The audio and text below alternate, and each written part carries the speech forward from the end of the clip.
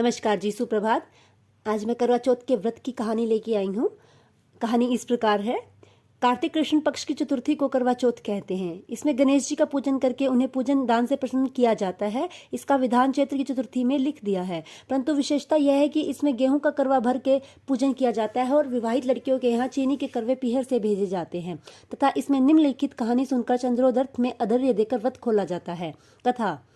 एक साहूकार के 7 लड़के और एक लड़की थी। सेठानी के सहित उसकी बहू और बेटी ने करवा चौथ का व्रत रखा था। रात्रि को साहूकार के लड़के भोजन करने लगे तो उन्होंने अपनी बहन से भोजन के लिए कहा।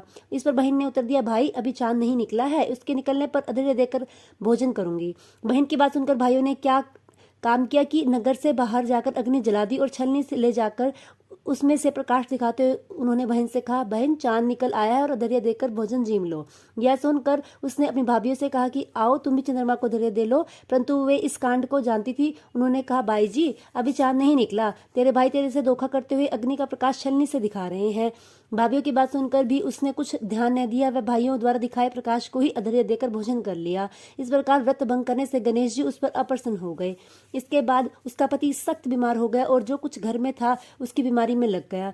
जब उसे अपने किए हुए दोषों का पता लगा तो उसने पश्चाताप किया। गणेश जी की प्रार्थना करते हुए विधि विधान से पुनः चतुर्थी का व्रत करना आरंभ कर दिया। श्रद्धा अनुसार सबका आदर करते हुए सबसे आशीर्वाद ग्रहण करने में ही मन को लगा दिया।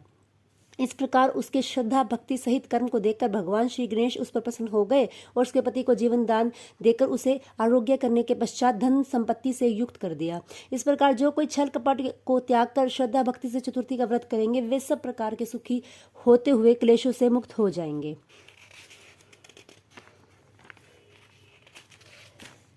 गणेश जी विनायक जी की कहानी।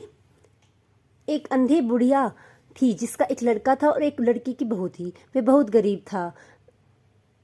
वह अंधी बुढ़िया नित्य प्रति गणेश जी का पूजा किया करती थी। गणेश जी साक्षात सम्मुख आकर कहते थे कि बुढ़िया माई जो तू चाहे सो मांग ले। बुढ़िया कहती थी, मुझे मांगने नहीं आता, सो कैसे और क्या मांगूं। तब गणेश जी बोले कि अपने बेटे बहू से पूछकर मांग ले। तब बुढ़िया ने अपने पुत्र और वधू से पूछा तो बेटा बोला कि धन मांग ले और बहू ने कहा कि पोता मांग ले। तब बुढ़िया ने सोचा कि बेटा बहू तो अपने अपने मतलब की बात कर रहे हैं। अतः उस बुढ़िया ने पड़ोसियों से पूछा तो पड़ोसी ने कहा कि बुढ़िया तेरी थोड़ी सी जिंदगी है, क्यों मांगे धन और पोता, तू तो केवल अपने लिए नेत्र मांग ले जिससे तेरी शेष जिंदगी सुख से व्यतीत हो जाए।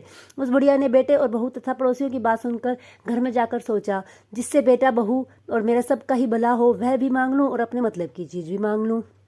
जब दूसरे दिन श्री गणेश जी आए और बोले, बोल बुढ़िया क्या मांगती है, हमारा वचन है जो तू मांगेगी सो पाएगी। गणेश जी ने वचन सुनकर बुढ़िया बोली कि हे गणराज, यदि आप मुझ पर प्रसन्न है तो मुझे 9 करोड़ की माया दें, निरोगी काया दें, अमर सुहाग दें, आंखों में प्रकाश दें, नाती पोता दें और समस्त परिवार को सुख दें और अंत में मुझे मोक्ष दें। बुढ़िया की बात सुनकर गणेश जी बोले, बुढ़िया माँ तूने तो मुझे ठग लिया। खैर जो तूने कुछ मांगा है वह तुझे सब मिलेगा।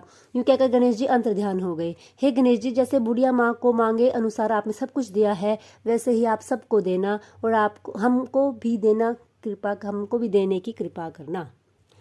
जय गणेश जी। करवा चौथ का उज्जमन करने के लिए एक थाली में 13 जगह 4-4 पूरी और थोड़ा सा सीरा रख लें। ऊपर एक साड़ी, ब्लाउज और उस रुपया जितना देना चाहे रख लें। उस थाली के चारों ओर रोली चावल से हाथ फेर कर अपनी सासू जी के पाँव लगाकर उन्हें दे देवें। उसके बाद 13 ब्राह्मणों को भोजन करावें और दक्षिणा देकर तथा बिंदी लगाकर उन्हें विदा करें। जय करवा माता।